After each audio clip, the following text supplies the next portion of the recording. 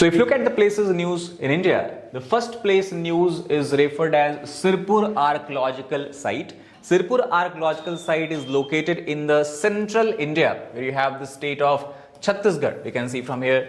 The question is, why was it news? So because the UNESCO is being pushing it to get, basically India is pushing it to get UNESCO World Heritage listing. Archaeological upgradation has been completed here. Plus also it is important from religious perspective because it is considered as the multi-religious heritage site as such. So that is the reason why Sirpur was in news as such. Now if you look at the key features of Sirpur, we know that from the state of Chhattisgarh, somewhere you have a plateau called as Sihawa Plateau. From Sihawa Plateau, you have the origin of river Mahanadi, which then flows in the state of Odisha and then further drains out in the Bay of Bengal. So the city of Sirpur lies along the banks of river Mahanadi. In the older time, Sirpur was considered as the capital of Dakshin Kosal kingdom, and also this was ruled by Panduvanshi and Somvanshi dynasty. So that is what the significance of the city from the ancient time. Now apart from that, if you look here, we have discussed that Sirpur is being basically being portrayed or projected as a UNESCO World Heritage Site. The reason because of its multi-ethnic, multicultural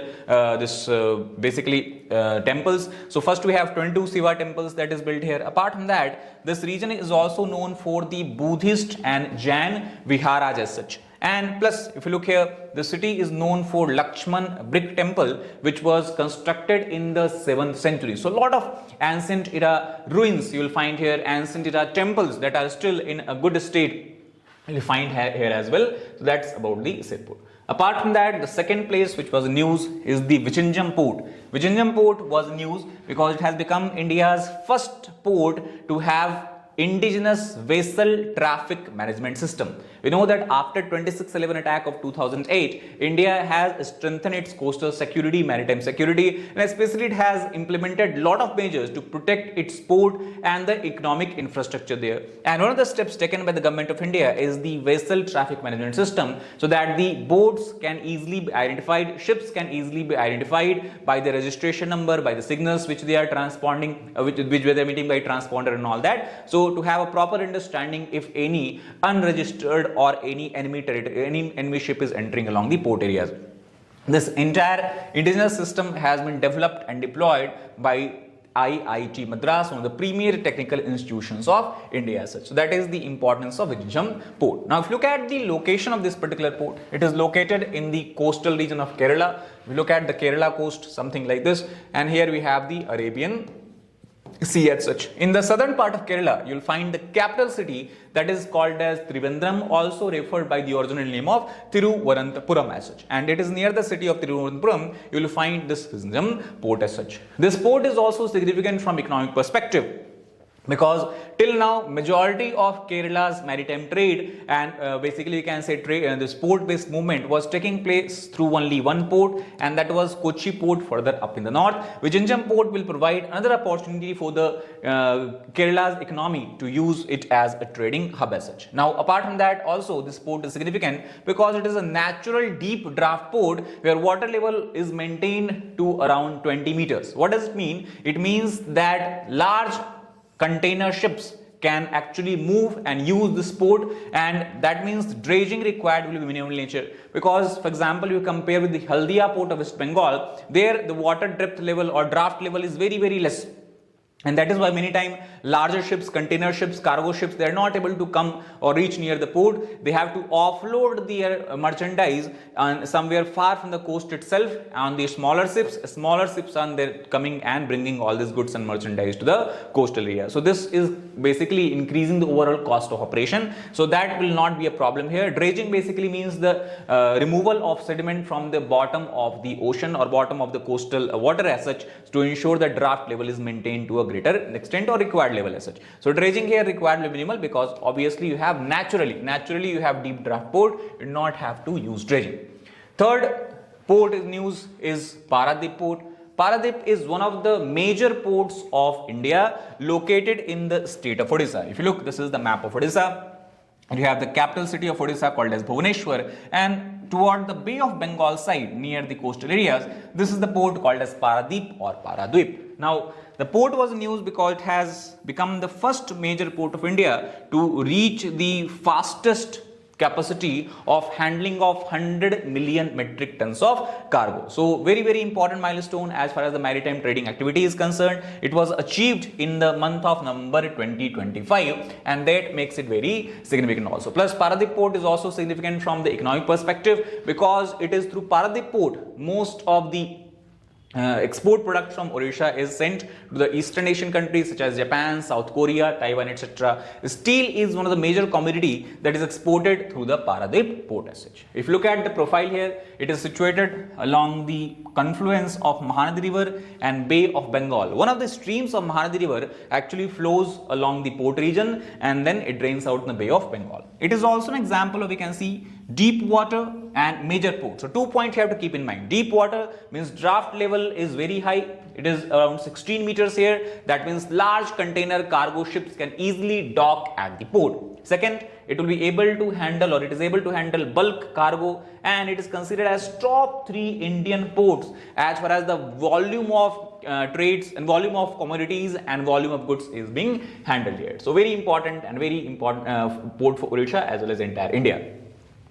The next place that is in news was in Ladakh, where we have Neoma Air Base. Neoma Air Base was in news because it was inaugurated just in the month of November 2025, and India has developed it as a high altitude air base, very critical if you want to thwart any kind of attack either from the Pakistan side or from the Chinese side. So its location make it very critical because if you look here, this entire region which is called as Aksai Chin, separated by the line of actual control which China captured in the year 1962. And along this area, if you look, you have the Pangong Lake, which is again shared between both India and China. And to the south of Pangong Lake, this area you can see is where we have developed the Neoma Air Base. So Neoma Air Base is located, we can see, along the line of actual control, Neoma Airfield, which will play a very important role if you want to also mobilize our military, want to supply our military and security forces with the important artilleries and whatever requirement is there during the classes as such. And if you look, you go further up along the line, this is the region which is called as Galwan Valley, which is infamous, we can say, for the clashes that occurred between the Indo-Tibetan Border Police as well as the Chinese army in year 2020 that has led to deterioration of relationship for several years between India and China. If you look at the strategic importance of Neoma Air Base, it is one of the most important air base in the East Ladakh region, situated at an altitude of 13,700 feet. Also, this base can be used to provide support to the Indian military deployed in the Chumar sector of the Ladakh region. And the most important point is that Neoma Air Base will not be limited by the weather conditions. It is being developed as an all-weather airfield. That means no matter whether it is summer or winter, all-time operation can be carried out here. Then the next place in news is from Karnataka, where we have New Mangalore Port. New Mangalore Port is news because Government of India has decided to carry out modernization of this port by spending around 1500 crore rupees of money as such. Also, this port is celebrating its golden jubilee in year 2025. So very important port from the Karnataka's perspective. If you look at New Mangalore Port, first of all, it is located along the mouth of a river called as Gurupura River. Apart from that, it is the only major port of Karnataka as such. We know that along the western coast of India, we have several major ports in almost all the states. So Gujarat in the north, then you have Maharashtra, then you have Goa, then you have Karnataka, Kerala we already have discussed, Kochi port and now Vizhinjam port. So it is the only major port of Karnataka, and this port is largely used for exporting coffee. Coffee, we know, is being produced in India in highest amount in the state of Karnataka. More than, we can say, 80% of Indian coffee is produced in Karnataka itself, and then a small portion in Kerala and Tamil Nadu. And thus, coffee export is done here. Because of the laterite soil in Karnataka and also the Western Ghat, which receive heavy amount of rainfall, and we see here the cultivation of cashew plantation also. So coffee export, cashew trade, plus it is also considered as industrial and mineral gateway for the Western India, because this port also is where we have the arrival of oil and gas container, and from from there it is further refined and sent and supplied to different part of India as such.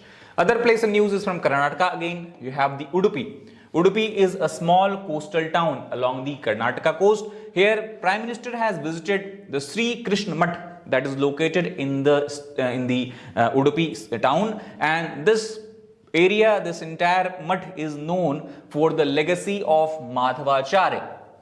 And if you look here, first of all, the location wise, so this is the map of Karnataka. Here you can see this is Goa, this is the coastal Karnataka, and along the coastal Karnataka you have a small town called as Udupi.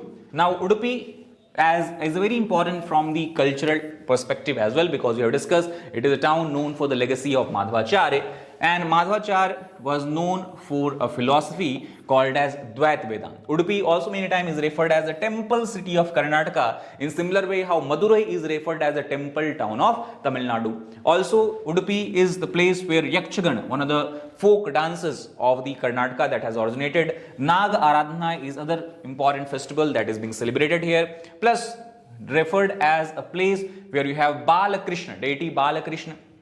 He is also associated with Udupi and known for Kambala, which is a very important festival in Karnataka. Kambala, basically we can say it is a buffalo race festival which is organized at large scale everywhere in the Karnataka as such. So Udupi is also where we are seeing such kind of things. Then coming to Tamil Nadu. Tamil Nadu, we just have discussed Madurai. Madurai is referred as temple town of Tamil Nadu, known for Meenakshi Amma temple. In 2025, it was in Madurai where men's junior hockey World Cup was arranged. If you look at the map here, this is Tamil Nadu. Somewhere we can say in the eastern part, western part of Tamil Nadu, near somewhere Kerala border, is the location of Madurai. So Madurai, as we can see, known for the temple of Meenakshi Amma. If you look at Madurai, it also has very strong historical and cultural importance. For example, it was an ancient capital of Pandya dynasty. We know that three dynasties have ruled the southern part of India: Chola, Chera and Pandava. These Pandyas, these were the three major dynasties. So the Madurai used to be capital of Pandya kingdom.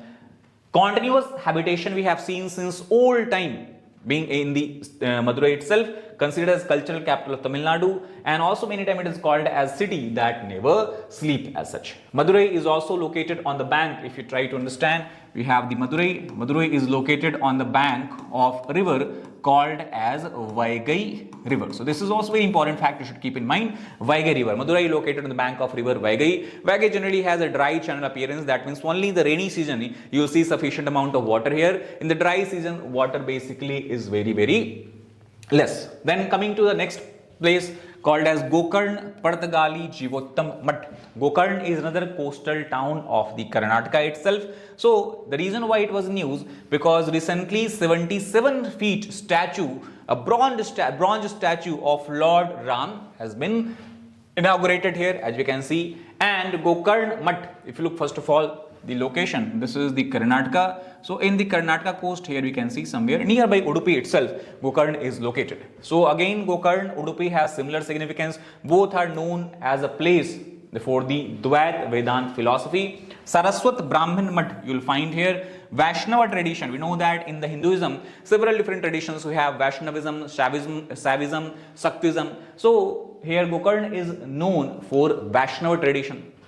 Then it has celebrated, the Mutt has celebrated 550th anniversary. Very important. So you can see the continued legacy being carried out since many generations as such. And overall here you have Sardh Panch Sastmanotsav that was celebrated in this particular Mutt itself.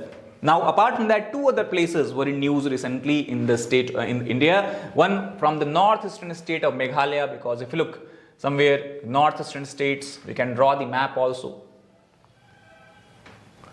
Somewhere like this. So this is Sikkim, this is, this is Bhutan, and this entire region is where you have northeastern state. So if you look in the southern part along the borders of Bangladesh, this state is what we call as Meghalaya. Meghalaya known for Garo, Khasi, Jaintia hills, also known for the wettest place on the earth.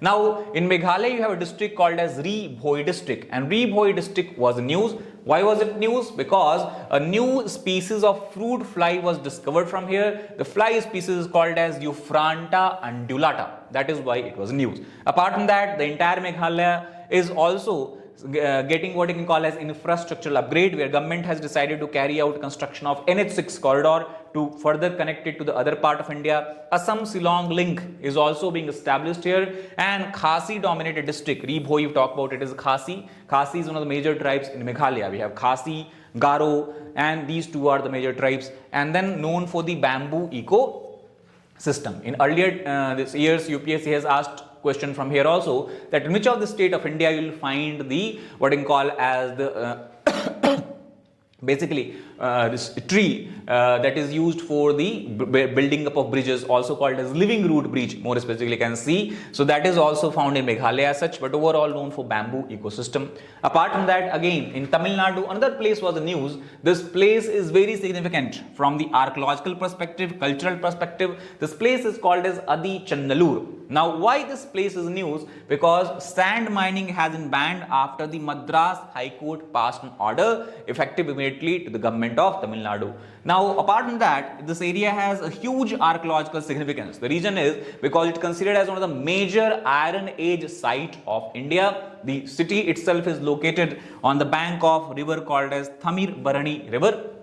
It is the site known for megalithic urn burial. Megalith, actually in the Iron Age, all across the world, people were making burials and were basically surrounding it by large stones, large rocks. This is called as megalith. Lith means rock, mega means large size. So large size rock burials, urn burials we are seeing from here. Also several pottery and metal artifacts from the older time we also have found here. Plus the site is also known for the linkage with the Sangam age, Sangam literature. So very important from archaeological perspective. So these were the major places which were in news, both we have covered in India as well as international places as well. I hope you had understanding of all these places, why was the news, what is significance and all that. I'm sure it will play a very important role in answering mapping based questions that will be asked in the prelims examination. Thank you very much.